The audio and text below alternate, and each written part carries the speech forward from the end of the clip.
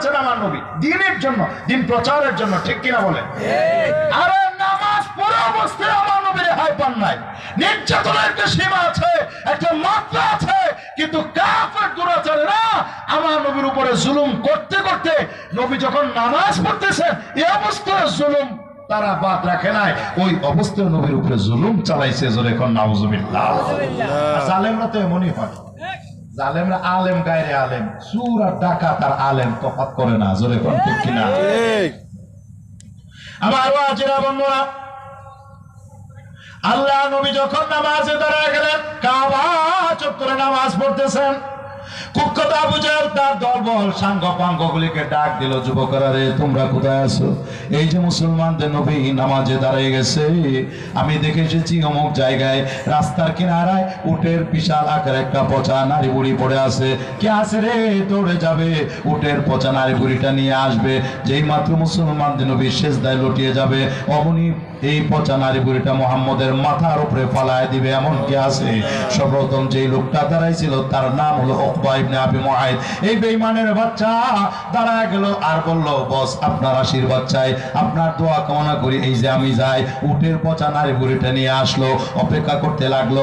যেই মাত্র আমার নবী সেজদায় গেছে, এমনি উটের পচা নারী বুড়িটা আরো দু একজনকে নিয়ে ধরাধরি করে সোজা আমার নবীর মাথার উপরে ফালায় দিছে। জোরে কোন নাউজুবিল্লাহ।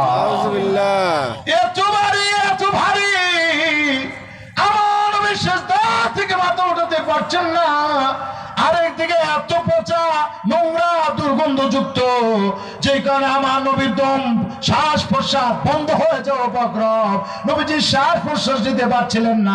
ঘটনার প্রত্যক্ষদর্শী অল্প বয়স্ক সাহাবী আব্দুল্লাহ ইবনে মাসউদ রাদিয়াল্লাহু তাআলা বলেন, আমি দূর থেকে সবকিছু দেখতেছিলাম, কিন্তু আমার করার কিছুই ছিল না, কারণ আমি একলা, এরা অনেকজন, আমার বয়স কম, এরা বয়সে মুরব্বী, আমি এতগুলি মানুষের মোকাবেলা একলা কিভাবে করি?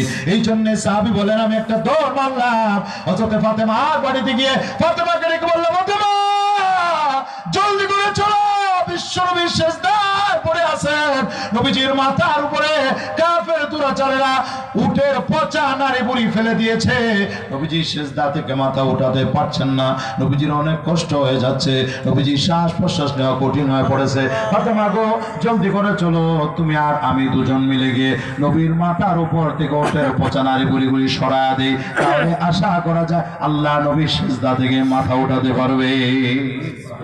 ফাতেমা গেলেন, তাড়াতাড়ি পচা নারী বুড়ি সরাইলেন, কাফেরদেরকে অনেক কিছু বললেন, এরপরে আল্লাহ নবী সেজদা থেকে মাথা উঠাইছেন।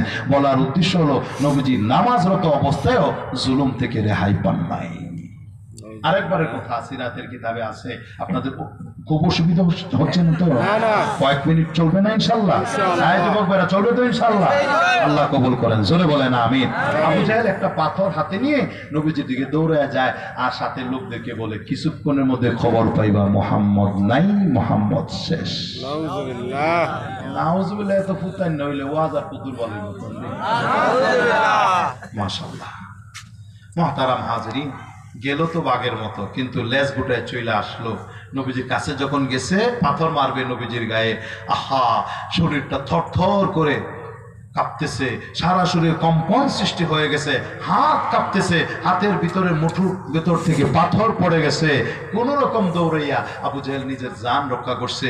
তার দলবল বলে, বস গেলেন তো বাঘের হুঙ্কার দিয়ে, কিন্তু দেখলাম তো শিয়ালের মতো, হিয়াল কয় হিয়াল, গ্রামে কয় হিয়াল, হেলের মতো আপনি দৌড়াইয়া চইলে আসলেন, জান বাঁচালেন, ঘটনাটা কি? আরে কইও না, গেছিলাম তো মোহাম্মদকে শেষ করার জন্য, কাছাকাছি যাওয়ার পরে আমার শরীরে এমন কম্পন সৃষ্টি হয়েছে, পাথর পড়ে গেছে, কাঁপতেছিলাম, দৌড়ে জান বাঁচাইলাম। কারণ হলো এত বড় ভয়ঙ্কর একটা উট আমি দেখছি, জীবনেও দেখি নাই।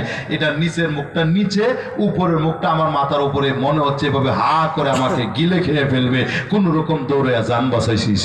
সুবহানাল্লাহ।